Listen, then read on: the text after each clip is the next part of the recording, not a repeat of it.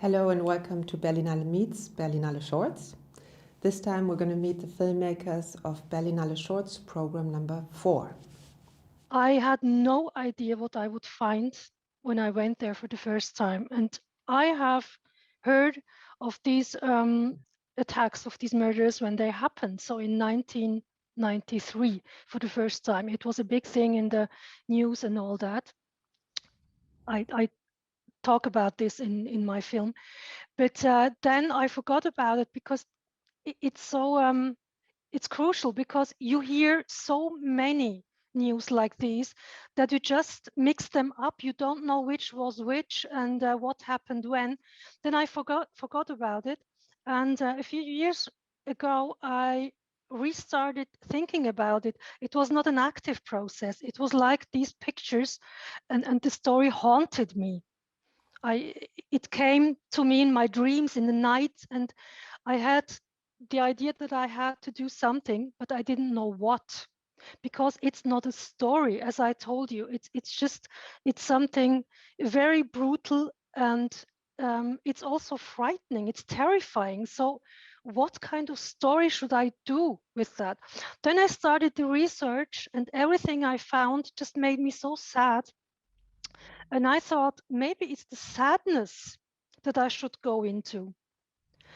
It's the sadness. It's not the brutality. It's not my anxiety. It's the sadness. All of a sudden, I saw on Google Maps this street named after the youngest victim of these attacks. I didn't know there was a street like that.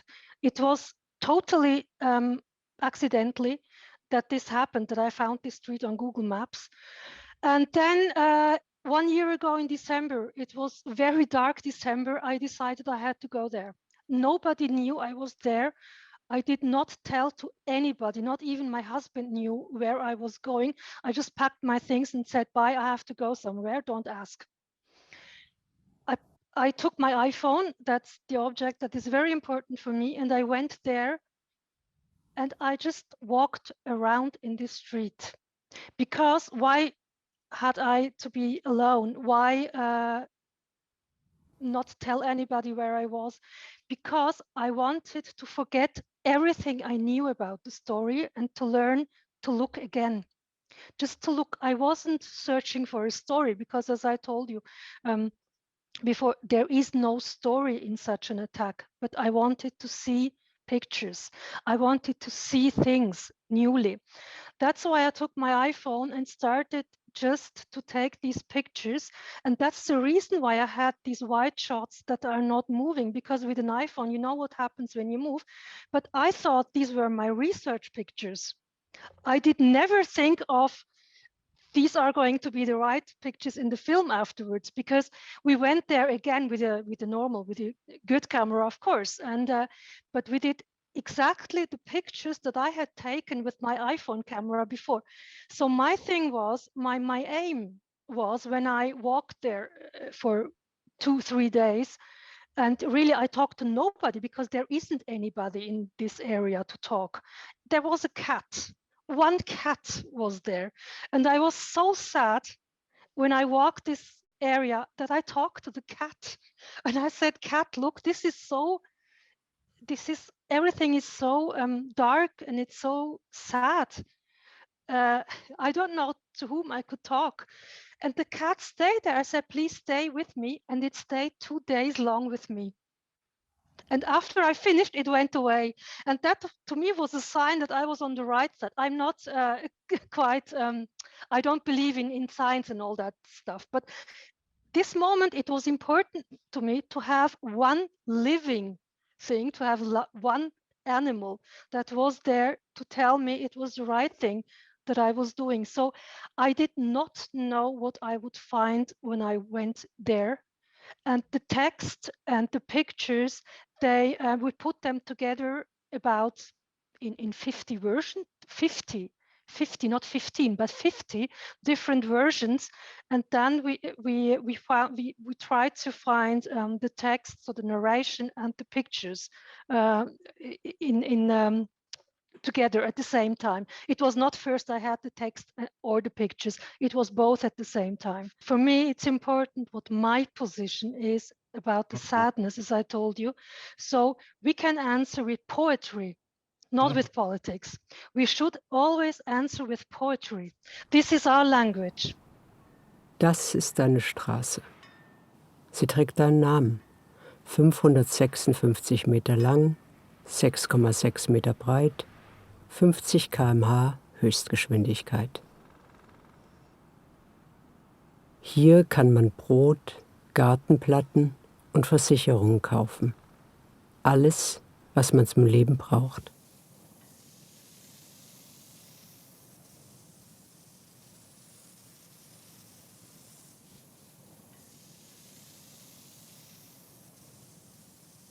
Straßen werden nach Toten benannt. I think I was kept quite far away from media, actually. My mother was quite critical towards television and radio. So I was not allowed to watch television as a child, not much. So I sneaked to some friends sometimes to watch like a popular show. And of course we had a television, but it was like she wanted that it's not a too big influence. And so the funny thing is the first movie I was allowed to watch was, it's called Die Möwe Jonathan. It's like a seagull movie. It's a bit like spiritual Christian-like. It's like horrible to watch as your first movie as a child. I mean, yeah, but later the impact was very strong. And then I was drawing a lot. I was actually starting with graffiti. So this was like a very big impact for me. And I found out that whatever I draw, I wanted to include like elements from newspapers or something. So it had already a collage element and also like a story element. So that's why very early quite early 1996, it was the first like mini DV camera that was like affordable. I really bought this and I was filming a lot and never asked anybody if it's allowed or not, and this kind of thing, which is still nowadays. Yeah, I didn't want to be schooled actually. So I was in a film school, but I don't like that watching movies in order to improve my movie making. For me, it's the inspiration I try to get is purely from daily life and its problems. I only watch movies if I have to. It's not joy for me. You have to pay me to watch movies. What I wanted is to catch like something in reality. Like for me, the reality is also like a theater stage, but there is everybody builds their own theater piece because you watch, you zoom, you watch certain things, you have certain feelings about certain things. Originally filming these kind of magic moments in daily life, I tried to catch things and I wanted to have in a row many different magic things in one shot. So that was the original idea. And later on to find connections and why I'm interested in certain symbols. Yeah, and then it was like nice, who is this camera? Like who is seeing all this stuff? And then it was coming up the idea that this family is experience this world while they are traveling, but also that there is this option that the camera is doing it for them. Yeah. For myself, I like to discover something, which is also quite much in the movie about discovering something. So, and it's a very formal thing. I'm a very visual person, so I try to develop something which is exciting journey that I don't know how I can handle it, what's the outcome of it, in order that it's doesn't become a work. You know, I hate if filmmaking is becoming work. I like that it's becoming a challenge, it's becoming exciting, but it's a lot of work at the end to go this way. It's a post-production dilemma. Yeah.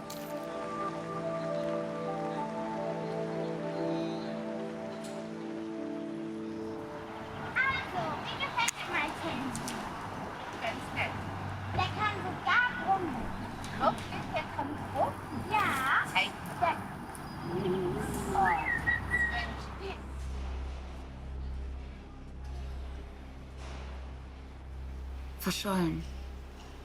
Auf einer einsamen Insel.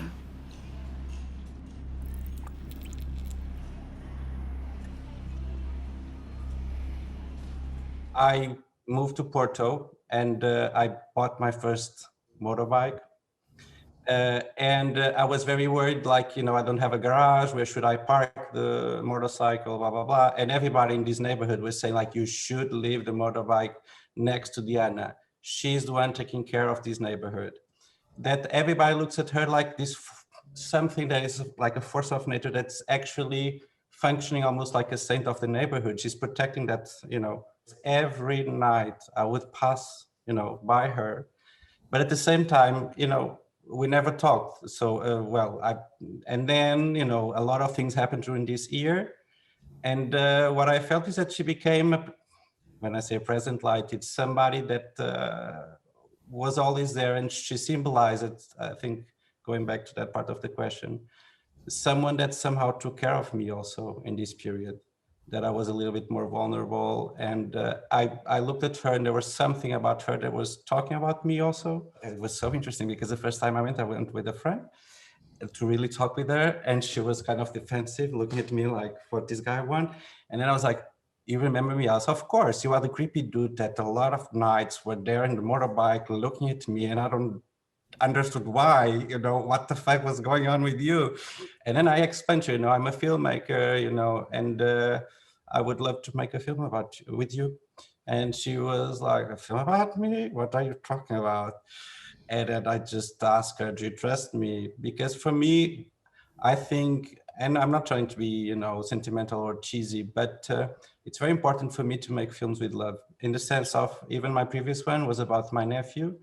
And when I feel this strong, I don't know the name in English, in Portuguese would be ternura, but well, it's a kind of love. I think the camera kind of absorbs it. So I hope, it's my deepest hope, that this camera shares my gaze over Deine to the others, because somehow, I got to know all her story, but I decided the film was not a documentary about Deine. It was kind of a love letter from me to her.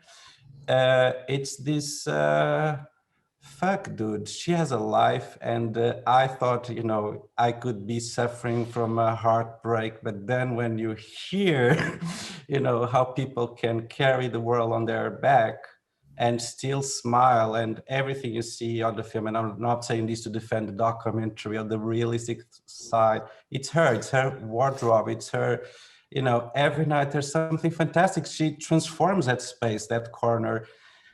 Like everybody in the city, knows her, in the sense that there's something that really she recreates the space, and she, could have all the arguments you can imagine, I guess, to be sad or, unhopeful.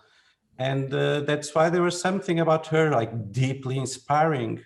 Even when I was with her shooting, when there was really hardcore comments or situation, people being stupid, there's something about her that is just plain fabulous, and she deconstructs everything with humor, and it's just a celebration of strength. Of course, she's not a superwoman, but she cries also. But there's something about her that I think even her figure represents something really strong. She overcome a lot of shit. Dia homem triste saiu de casa para entregar uma carta. Pelo caminho encontrou uma mulher que lhe disse: Cuidado com o piso molhado, que é perigo.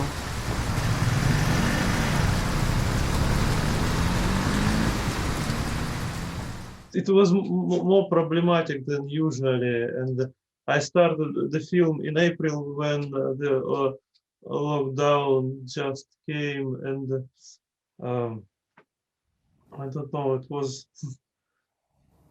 kind of this words of from voiceover about this mess up. It was really like the expression of my feeling of this time, and when I started, I had no idea what I was going to do. I didn't have this voice over.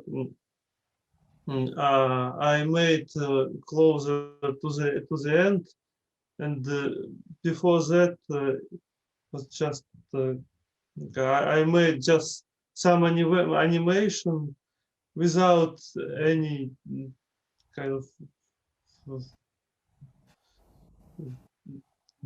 sure what I was going to do with it, and it was really messy. So it was kind of reflection of different maybe events, but not conscious in the process maybe, but something more feeling or. Hard to say. Сюда и туда. Сюда и сюда. И туда. И туда. И сюда.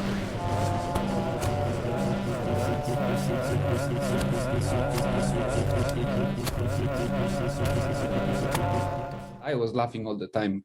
I mean, all the time that I didn't have diarrhea out of stress, I was laughing. At least for me, it was really funny because I was asking them to do all these poses and do these things very seriously and say these phrases in a way as serious as I could. And then they would press these little devices and they would make this ridiculous sound every time. And the contrast was always making me laugh. And we were asking them to repeat a lot the things, and every time it was like, because also if they wouldn't laugh, if they wouldn't, like, they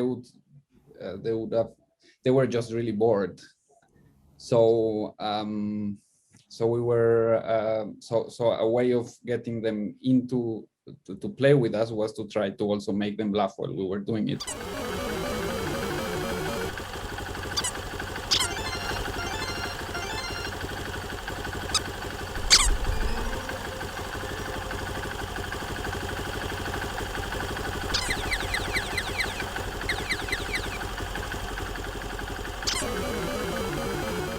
And when they were playing, like the people from the art department, they were bringing all these like toys and inventing a way to put like the heart inside of the motorcycle, and all of this was like they were all really like just trying stuff, and yeah, I think it was really funny in general to shoot. Okay, hope to welcome you in summer here in Berlin. Thank you very much. So much. Thanks. You. Bye.